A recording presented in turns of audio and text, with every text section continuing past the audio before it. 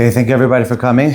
I'd like to thank the Rav Shlita for inviting me here to come and speak about this very interesting topic. Baruch Hashem, I've been zeicha to learn in the Rav's Beis Medrash ever since I've been learning this sugya. So, Baruch Hashem, it's a cover to be here. So, I don't know how many people here, you always have, you're supposed to know the crowd before you speak about something. I'm assuming some people here learned Daf Yomi.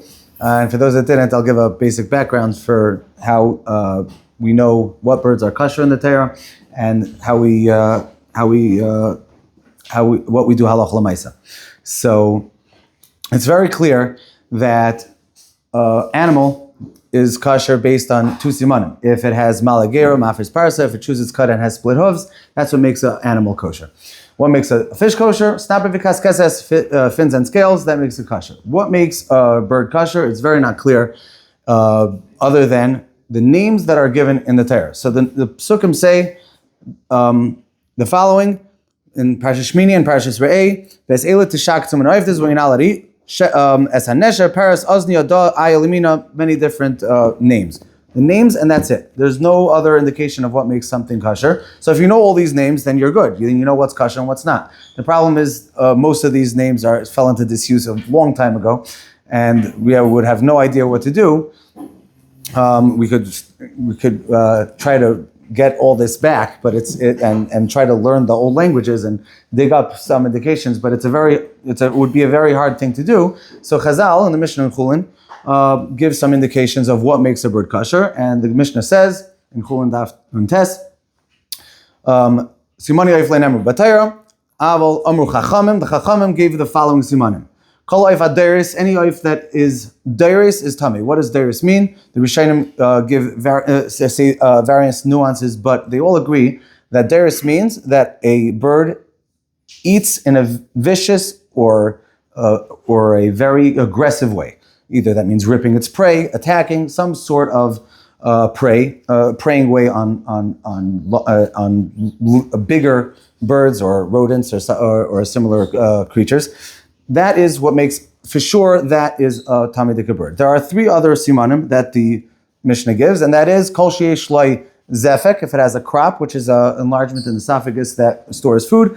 If it has a cork of a niklaf, which means that the innermost stomach has a coralline layer that could be peeled, or if it has an etzba yisera, which means that its toe alignment is uneven. Rashi and the Ramban give different variations of that. But that's the simanim. However, the Gemara says very clearly that does not mean that if you find these simanim, that automatically means that the bird is either kosher or not, that you could ascertain one way or another. It's very clear that a deiris is tamei. That's for sure. Then the Gemara says that most non-kosher birds have three signs, and some have two and some have one.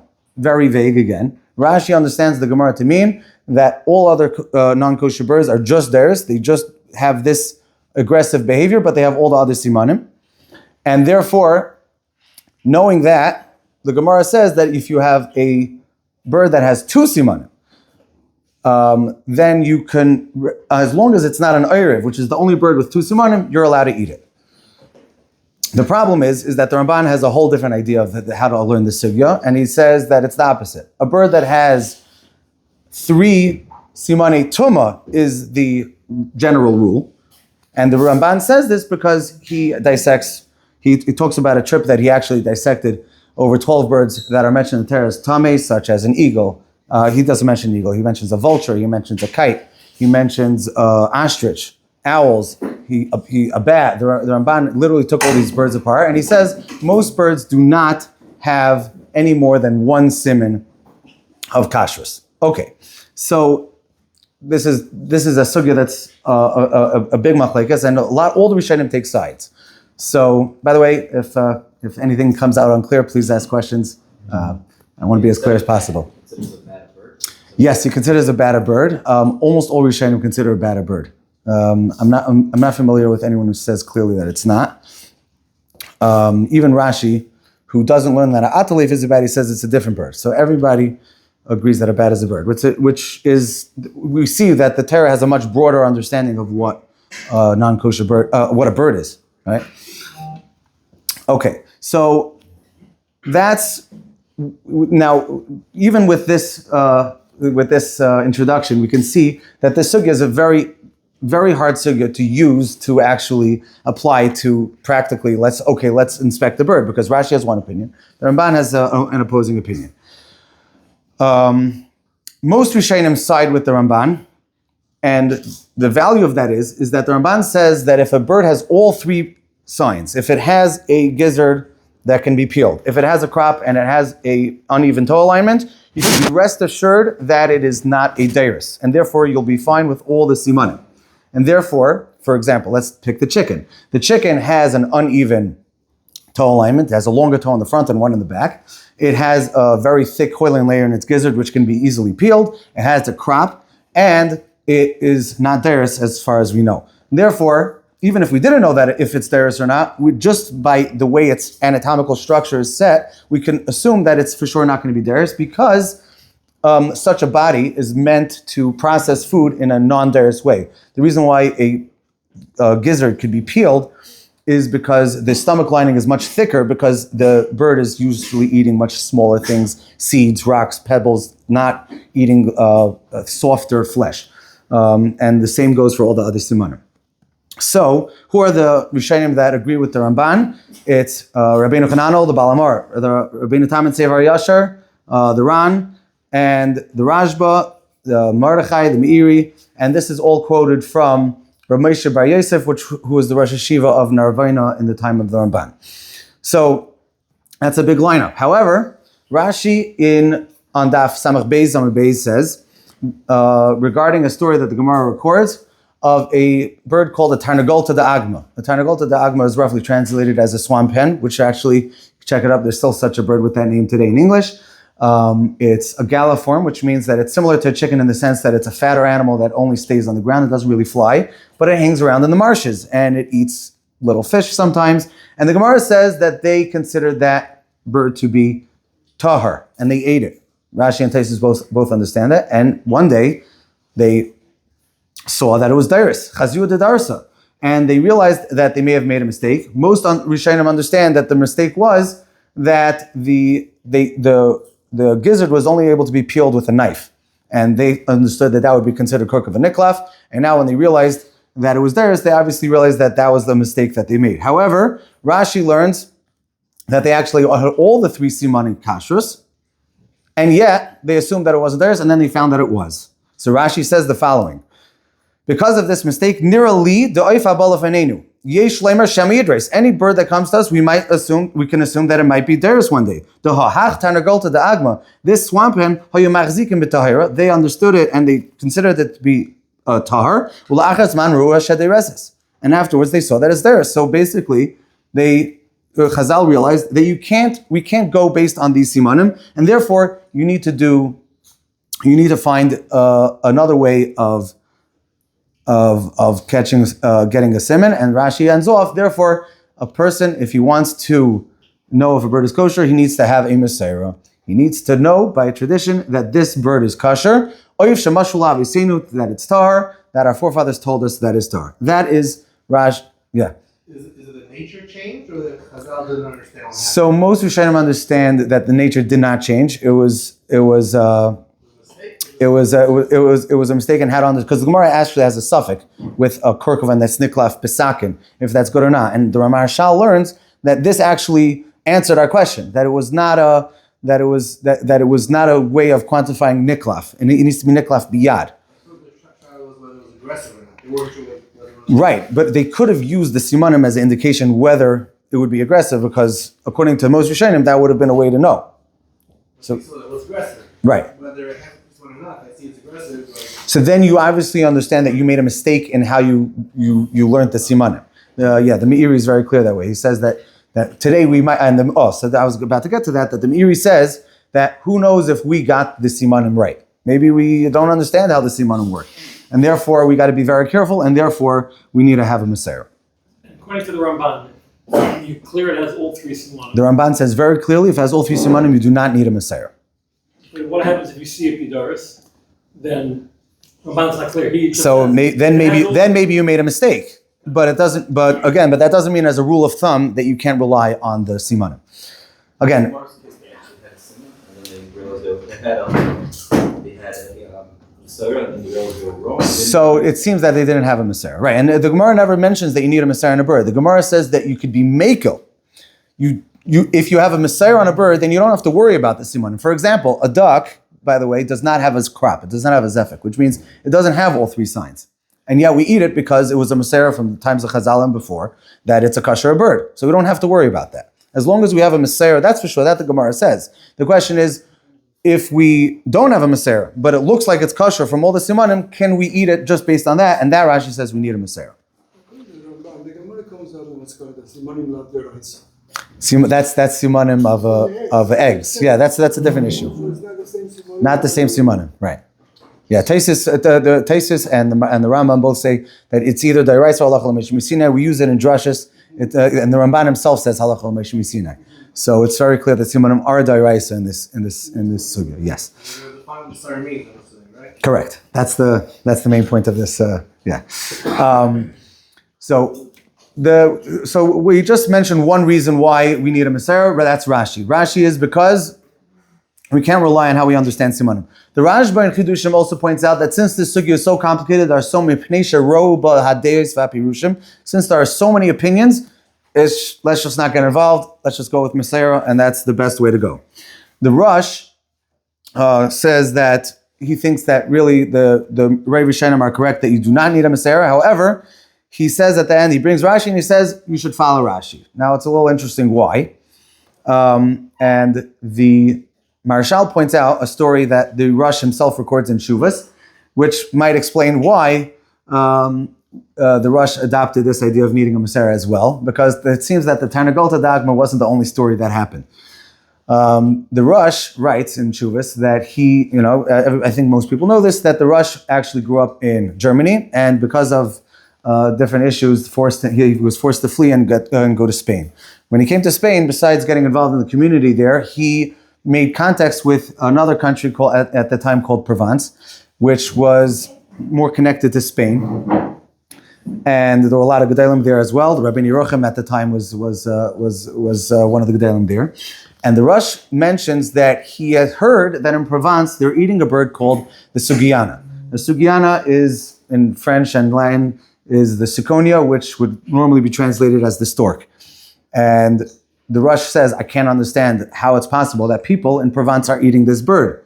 This bird is literally, according to Rashi and many other Rishonim, is called the Chasida, which is one of the birds mentioned in the Torah as a tamei bird. How could people eat such a bird?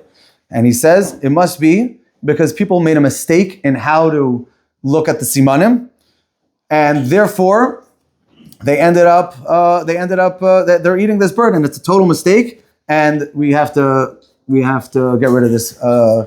We have to be very clear about this.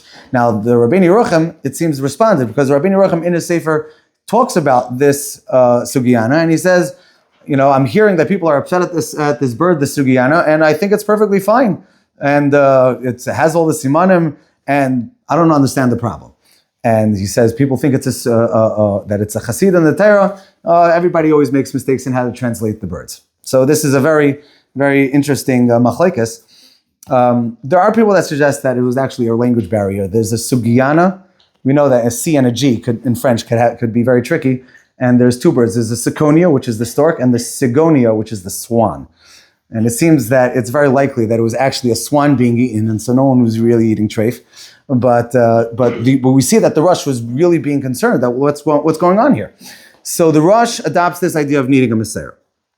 Okay, now the Mechaber and Shulchan Aruch paskins that you need a Mesorah. This is the Rush, this is the Tur.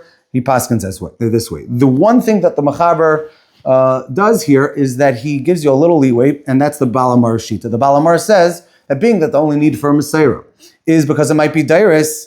If it has a flat beak like a duck and webbed feet, it's for sure can't be theirs. And that much you don't need a Mesorah for. And the Mechaber paskins this way. The Ramah argues. He says Mesorah. It's a rule of thumb. You cannot play any games, and therefore he holds that you need to have Mesorah no matter what. Okay. So getting to the next question, what is a Mesorah? So we see from Rashi that the main reason why we need a Mesorah is because it might be not kosher. You never know.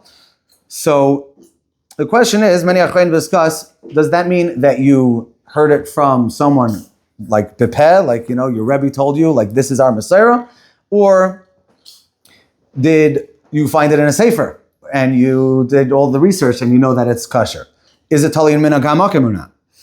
So each one, there's opinions on everything in this regard. The Shulchan Aruch, the way the Shach understands it, says that being that it's only a way to know what's kosher and what's not, if your community is just unaware of a Mesorah, they don't have any specific way to understand if this bird is kosher or not, you can rely on a different community's Mesorah.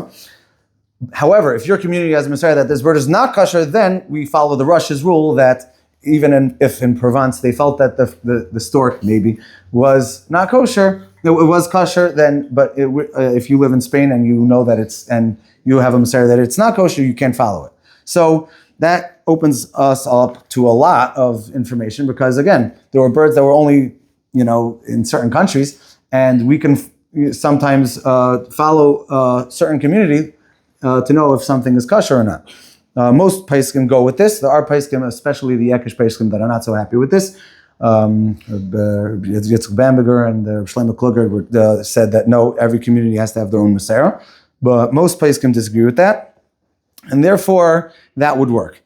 Rav Moshe has a tshuva that you could make any mistakes in any names, and therefore he says that you need to have someone telling you with showing you a bird very clearly that this is the bird that's eaten.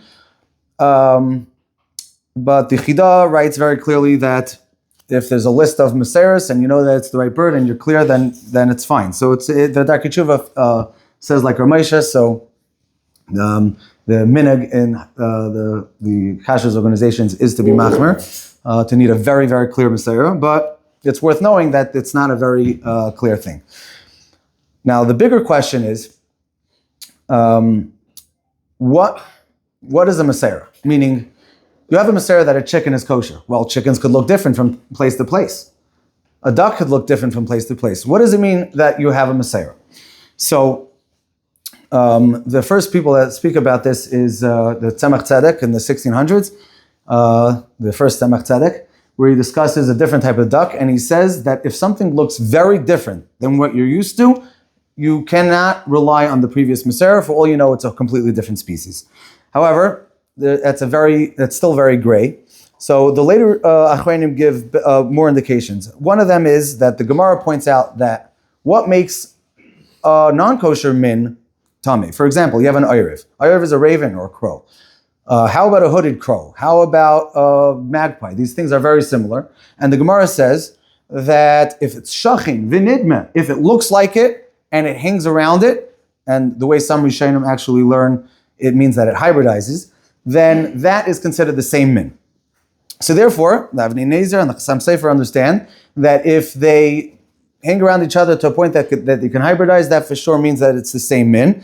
And therefore, you don't have to worry that it's a different Mesorah. Other people are very against this idea, and they say that no, you have to know for sure that it looks exactly the same. And if you came to a place where the only available eif there, the only available chicken there looks completely different than what you're used to, that's just part of Gullus, that you're just not going to have a Mesorah. So there are people that took a very hardline approach. There are people that were more makel. So Those Gemaras are usually lechumra. They're not lekula. Those Gemaras are lechumra.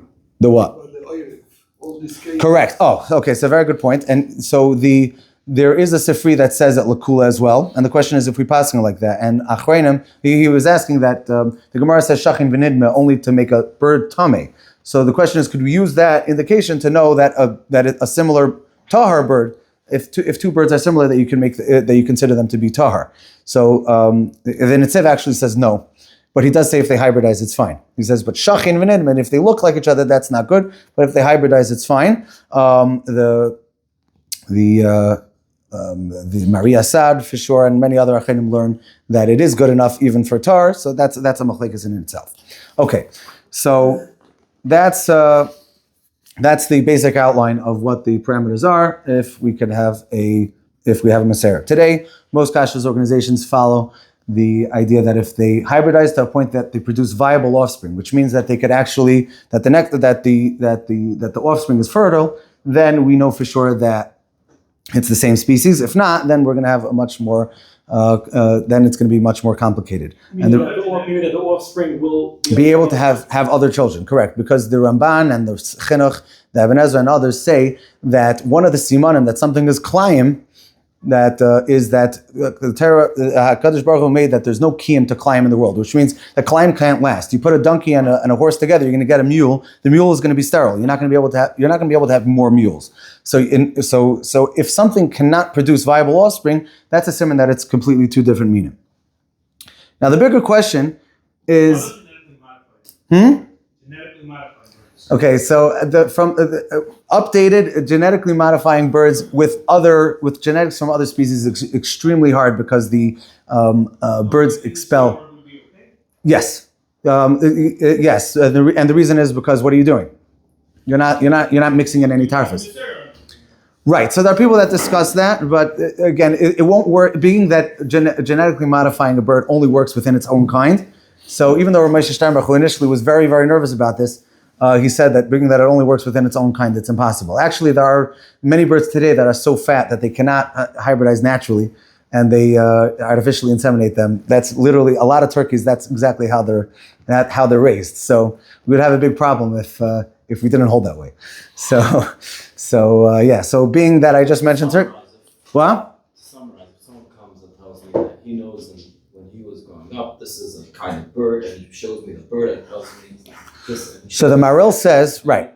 So the Maril says, there are those that argue, but the most Paiskim say that as long as he's a daikon, which means that he knows what he's talking about, then he for sure can be relied on, as long as he's saying that this was undisputed in wherever I came from. And that's considered a Mesorah. Why only like birds? What about like grasshoppers? We don't do that. Okay, so that's a longer discussion. It's some people hold that it is the same. The Shach says it's the same. So there are we won't get into that, but that's for another shiur. So the Shach says it's exactly the same. There might be a difference because we might have a Mesorah against it. That's a question. So again, if we have a Mesorah against it, then it's for sure a problem. But if we don't have any Mesorah against something, for example, quail was not a very common bird shechted anywhere, but in Poland, for some reason, they had a hard time with chickens, and they were actually shechting quail for a while. And the Polish sheikh, what? Yeah, but right, correct. But you're learning that in the pasuk. You need a Mesorah for that as well, right? That's the whole discussion. So there was a famous sheikhet, Rabbi Shlomo Zweigenhoft, who was a sheikhet in Radomsk, and he came and he told everybody, "I'm telling you, my family shechted it for at least 150 years." And therefore, a lot of people do eat quail today. Some people are a little nervous that it was just one person who says we need a lot of sheikhtim saying, so that gets into more controversy. But that's the mainline approach. Okay, the bigger question is, what about Turkey? What's the problem with Turkey? Turkey, as far as we know, was discovered in America. It was brought back to Europe roughly in the year 1517. As early as the year 1620, it's discussed in different Sfarim that Klal Yisrael eats it with no mention of if there's a Mesorah or not. The Bach just talks about, the Tarnagolim that hang around that look like this, and he describes the turkey. The Magen Avram, many other Paiskim from that time. And there's a Sefer called Domestic Eliezer printed in the mid-1600s that writes that you're for sure allowed to eat turkey because it has all three simanim like a chicken. No mention of Mesorah. Now, no one really spoke about this, if you need a Mesorah, if you don't.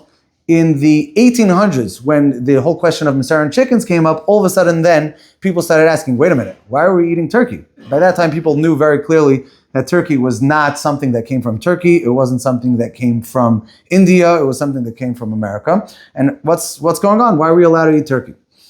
So there are many explanations given. I like breaking them up into three. The ones that hold that there was a Mesorah, the ones that hold that you don't need a Mesorah, and there are ones that hold that there's a cutoff point. So we'll discuss all three positions. There were those, and it could be that this was true, that there were rumors that this came from India, and there were Jews in India that had a Mesorah on it. Some people wanted to say that it came from America, but the Asar Shvatim were there. Things like that were all rumors that were not substantiated. So no one really goes with those reasons today. Another reason that's given by the Arugas HaBaisem is that the only reason why we need a Mesorah is because it might be Deiris. But if something was around for 300 years, we don't have to worry that it's being Deiris. The Avnei Nezer did not like that reason. He says, on your farm it's not Deiris. Go watch it in the wild for 300 years. You go see if then it's Deiris. So the Avnei Nezer did not like that reason. The classic reason given, this was suggested by Yehuda David Eisenstein, Siach Chulin brings this down, that even though we said that the Shulchan Aruch paskins like Rashi and says that you need a Mesorah, in the time of the Shulchan Aruch, that still was not accepted. As we pointed out, that our most Rishonim say you do not need a Mesorah. And by the way, the Gra and the Pri Chadash on the Shulchan Aruch write that really the halacha is like most Rishonim, that you don't need a Mesorah, but we follow Rashi's opinion to need a Mesorah regardless. So it's very interesting that this is actually treated as a chumrah. Now, the Pri Tayar, written by the Or Chaim HaKadosh, he actually writes that the halacha is like Rashi, and you need a Mesorah mi'ikar adin, but most Achronim hold that you do not need a Mesorah mi'ikar adin, it's a chumrah. Because of that, not everybody was makabel this chumrah. The Maharshal writes that 3 simanim in the guf, that's good enough, you don't need a Mesorah. Rabbi Yonasan writes this in Pnei Nasher, and there are other Achronim from that time as well. Rabbi Yonasan Landstoffer, he writes this as well, in the Mil Tzedakah. And there are people that were Mekel. So it's no surprise that in 1517, if a Turkey shows up in Europe, that there were many people that were following the Maharshal that did not require a Mesorah. Now that things changed, do we go back and we say, listen, we know that there wasn't a Mesorah, do we go back? So the Netziv has a tshuva on this, and the Netziv writes, the Netziv actually was ascertaining that it's possible that this was a complete mistake. The Netziv seems to have taken the position that the reason why people were eating turkey was actually because, like its name, turkey, that there's a similar bird in Turkey that was eaten by the Yidden there called the guinea fowl. If you see a picture of it, it's definitely different than a turkey, but pretty close to a turkey, more so than a chicken. And the Sephardim were eating it there. And it's possible that there was some confusion.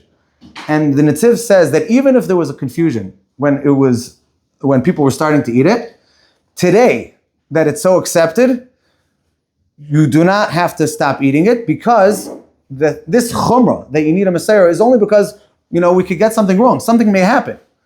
We might make a mistake. So there's a migdar milsa. We have almost like a rule that we don't eat any, as he writes, oif chadash. We don't eat any new bird without a Mesorah. But if something is something that we were eating already, as long as we don't have a raya that it's usur, we could continue eating it and no problem. This is what the Netziv writes. So some people are a little nervous to accept this Netziv. However, being that it's very possible that the reason why the turkey was accepted is because it was paskined on by many paiskim who held that you do not need a Mesorah. And again, the first Sefer that says that a turkey is kosher says that it's because it has 3 simanim, and that's all you need to make that it's kosher. So it obviously was actually based on a psak that it's kosher without a need for a Mesorah, and therefore today that doesn't change. And that's a big chiddush. But that puts the perspective that it's a chumrah, and we have to take that. And when we discuss a new min, or whether there's a Mesorah, how machmir we will be in light of the fact that this is a chumrah and a migdar milsa, that we don't start eating new ones. What? What is the shla? I looked very hard to find the shla. The family of the Horowitzes don't eat turkey. There are a few families, the Hellers also. The Hellers are Einakloch of the Tesis Yom Tov. They both say that they have a Kabbalah from their grandparents not to eat turkey. I don't know where it comes from, because we didn't find the Biksav. We still have their tzavaz, and it doesn't say it in their tzavaz. It could be that it's the family of the Shalah and the family of the Tesis Yom Tov accepted this. I find it very hard, because again, no one discussed turkey till the 1860s, why there's no Mesorah. It was only a question that came up later. It's a big chiddush that the Shlah, who lived in the late 1500s or the 1600s, would discuss it. Why until 1860 to ask this question? So no one asked this question until there were other questions regarding other birds. So what happened is, in the 1840s, there were new chickens that showed up from China that looked very different. What year? It was, let's say, the Shulchan Aruch was accepted by the year 1600. Yeah. At 1600, 1600 when turkeys came. So it seems that the people understood that there was a Mesorah at that point. There was a Mesorah that everybody was eating it, and they assumed that it was coming from. Right. The question is, who was the first person to make that decision? But once someone made that decision, again, till the 1800s, there was very little discussion about Mesorah, other than one issue. There was one type of duck that people were talking about if it has a Mesorah, and that was in the late 1600s. But there was the only time that this issue exploded was in the 1860s with regard to chickens. The chickens that showed up in Europe in the 1840s, 50s looked very different, and some people were skeptical to say that they were chickens at all. And now today, all our chickens are descended from these chickens. So we obviously follow. That came from China? The Cochin chicken that showed up in China, that came from China in the 1840s, was subsequently mixed in with all our breeds, and because I don't know what you mean by type. What was it? The shape? You just mentioned one. There are at least 30. 30. The whole kosher? Unless they look radically different, such as, let's say, there's a silky chicken, you can look it up, it looks radically different because it has black skin. Most kosher organizations don't eat it. So the wild turkey, you got actually gives a hechsher too, because it's clearly the same in. What? No, I understand that. I'm one track minded in that sense as well. I mean,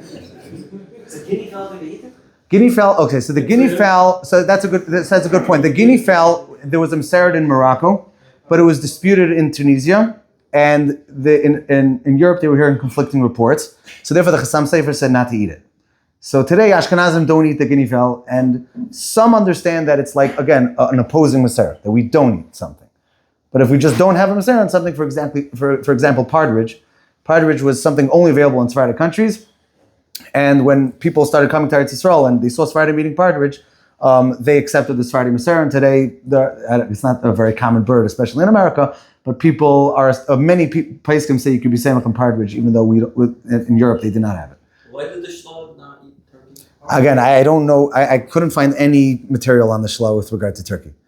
I heard it was because he saw them acting. I don't know. Right. So I actually found this today. There is a Rav in the 1930s who says that he married a woman from the family of the shla, and that's what his wife told him. His wife told him that that's why that the shla saw the turkey being theirs. That's what his wife said. I don't know exactly anything more than that. There are chickens that are also theirs. So chickens are not okay. So let's. Chicken fights, right? Okay, so that very, very important point. The question is, what is dairis? So again, there are three pshatim in the Rishonim. Either that it attacks its prey alive, and Rabbeinu Tam, who says that it attacks its prey alive, it means big prey. It has to look like a very vicious attack. If it's small prey, he says even a mouse, the Rabbeinu Tam says, is not considered a dairis. Rashi says that it rips its prey between its beak and its claws, and rips it apart. That's considered a dairis. And the Ramban says that it catches its prey alive with its talons and kills it that way. None of these behaviors exist in a chicken. If they peck at each other and they even kill each other, by the way, doves do that too. There are videos of doves poking at each other's brains out, and that's not called dairis. Not only that, there's a Gemara that says, the Gemara in Bracha says, that they one time, we kill a shar and iskal, right? A shar that gores and kills, we kill it. I'm not aware of it, but the Gemara says that they found a tarnagol that killed a baby. Rashi says that it poked its head out, and the Gemara says they gave the tarnagol skila, and yet we still eat tarnagol today. So the fact that turkeys or chickens can even kill, that doesn't mean that they're dairis. That's a very important point. We will get into the different reasons for the turkey. So again, let's wrap up the reasons for the turkey. The main reasons for to be mata the turkey is because if for whatever reason it was accepted, me'ikar adin, 3 simanim are enough, and the Nitziv says once something is accepted, we don't go backwards. That is the reason why we eat turkey today. The same would apply to chickens. There are people that have a question with regard to certain chickens, and many places can point out that the Nitziv's point could be brought here as well. That being that a chicken is something that was accepted by all of Klal Yisrael always, unless a new chicken comes on the scene that we have to discuss, that we have to worry about, then we could discuss it. But once it is accepted, and they all look like chickens at the end of the day, then the minig today is to be mekel. So the Canadian goose, its body looks very similar to the old goose that was eaten. It can hybridize with an old world goose. So according to the Paiskim, that you can that hybridization is a good enough point of reference to know that it's the same min. There are many Paiskim, Rebelski I know for sure held that they're considered the same min, and you don't need a special Mesorah in it. Again, aggressive doesn't mean that it's theirs. All birds can be aggressive, especially when you try to take their young. No. So the most Paiskim point out that you do not need a Mesorah to do Shiluach HaKana unless you want to eat eggs. So as long as there's no raya that it is, if you look in the Sefer Shaleach to Shalach, he brings down a lot of Paiskim, especially from today's day and age, Rabbi Yashiv and Rabbi Chaim, that any bird that has any indication that we would say that it may be kosher, then you could do Shiluach HaKana on it. But if it's, let's say, a seagull or a hawk or anything like that we know for sure is not kosher, then you can't do Shiluach HaKana. Anything else about the turkeys? That's the main thing with turkey. So bottom line, I go to a restaurant. Which chicken should I avoid?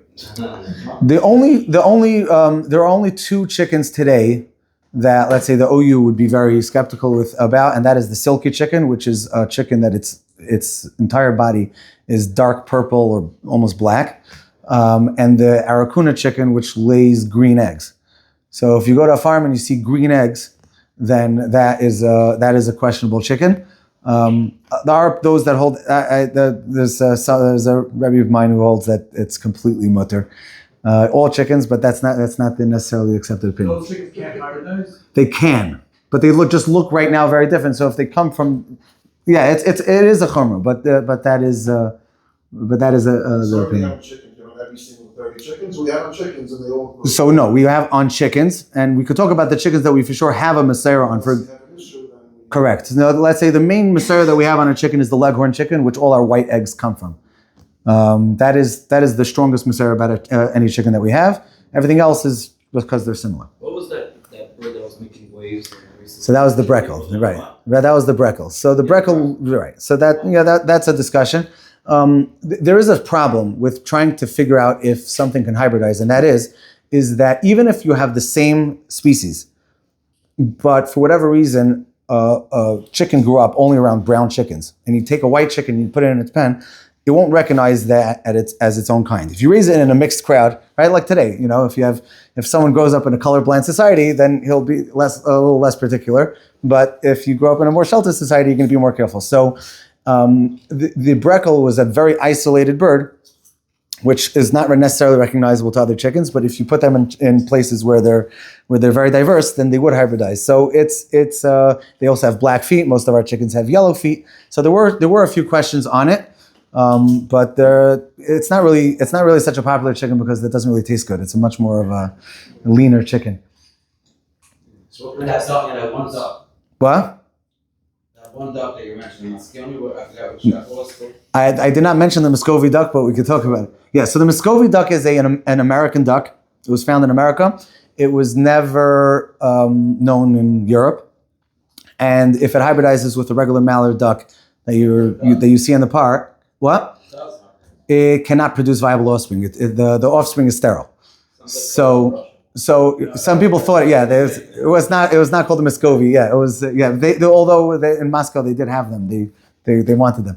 But so that is a classic example of a duck that Sephardim could for sure eat, because the Mechaber says that you're allowed to eat any duck because you know that it's not dairis because it has a flat beak and has webbed feet. But Ashkenazim, it seems like there should not be a Mesorah on it. However, the Netziv was actually seemingly to be writing about this duck because for a long time it was accepted to be eaten in America, and the reason is because the Sephardim in Charlotte were mata the bird, and then it spread to the Ashkenazim in New York, and for a few days, for like 40 years, people were eating it. So the Netziv has it sad to say that if people were already eating it, then they could continue eating it, just like the turkey. What? Right, because we know that the Mesorah is not a Mesorah. We know that it's a psak based on Sephardic psak. We know that it's because correct, but we all ate it. But we're already eating it. That's what Nitziv is saying. We already eat it. Correct. We can't take a new thing that's based on a Sephardi psak. We can't. We have to work with our rules when we want to eat something new. Well, correct, but it was only in a few communities. So that's the question. Up till today, there's still an argument about this. In Eretz Yisrael, there were a few Kashrus organizations that were giving a hechsher to it. No hechsher in America was giving it. So. What about pheasants? So pheasants are. It was a very expensive bird. So it was very hard to. Still today. So it was very hard to get a hold of it. In Germany, it seems that there was a Mesorah in it, and it seems to be the pisuni mentioned in the Gemara as one of the most expensive birds. Rav Moshe has a tshuva specifically about a pheasant, and he said that he asked a few German rabbanim, and they said they don't remember such a thing. And then what? Because it was expensive, correct? And there are other, but there were other rabbanim that came later after Rav Moshe's tshuva was written that they said the Rabbi Yedison Shteif says that he knows for sure that it was eaten in other places. So today that's more of a controversial bird because there seems to be a Mesorah on it. But Rav Moshe already says that you can't just be semech on a name. Like we got to be very clearly, we got to be able to see it. And it's a question if it was the green pheasant or the common pheasant. Maybe it's the same in anyway, so you don't have to worry about it. So that's a big question. There are those that are mekel.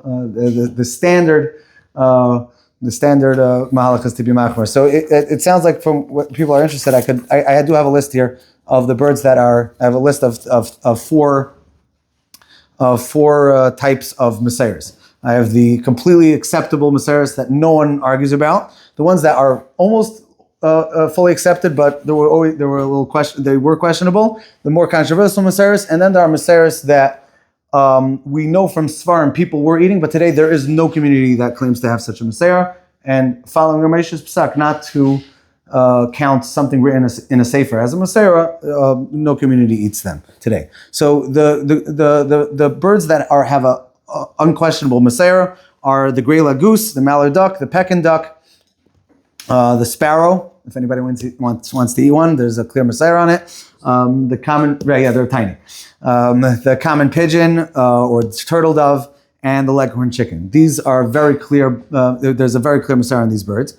Now, the birds that are included in that, the birds that are accepted, broadly among at least 90% of Klal Yisrael are all geese that are similar to the gray leg, such as the Talos goose, which actually is, okay, yeah. So the Talos goose, the runner duck, the Philippine duck, all common versions of partridge, turnix quail, and all common versions of chicken, and the turkey.